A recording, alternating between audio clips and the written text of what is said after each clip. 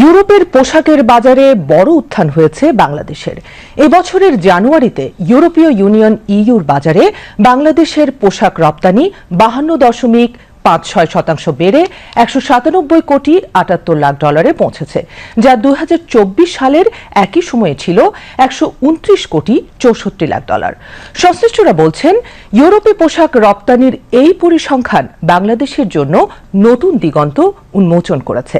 বিস্তারিত জাকিয়া জামান আনিকার প্রতিবেদনে। গত বছরের তুলনায় এবছর জানুয়ারিতে সামগ্রিকভাবেই ইউরোপের বাজারে পোশাক আমদানি বেড়েছে।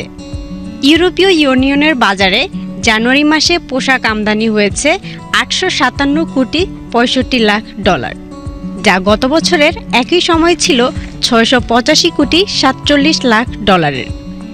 সেই হিসেবে প্রবৃদ্ধি বেড়েছে 25.12%।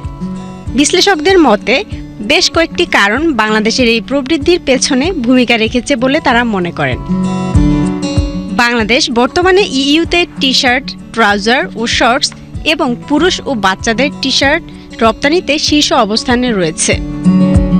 2023 সালে ইইউর মোট টি-শার্ট আমদানির 40.81%, ট্রাউজার ও শর্টসের 34.34% এবং শার্টের 30.92% বাংলাদেশ থেকে সরবরাহ করা হয়েছে। এই প্রবৃদ্ধির পেছনে শুল্কমুক্ত বাজার সুবিধা, কর্মস্থলে নিরাপত্তা বৃদ্ধি এবং মানসম্পন্ন পণ্য উৎপাদনের মতো কারণগুলো উল্লেখযোগ্য ভূমিকা রেখেছে। ফলে ক্রেতাদের আস্থা বৃদ্ধি পেয়েছে এবং ব্যবসায়িক পরিবেশ উন্নত হয়েছে, যা বাংলাদেশের প্রধান রপ্তানি খাতকে এগিয়ে নিতে সহায়তা করেছে। Zakia Anika, BTV news.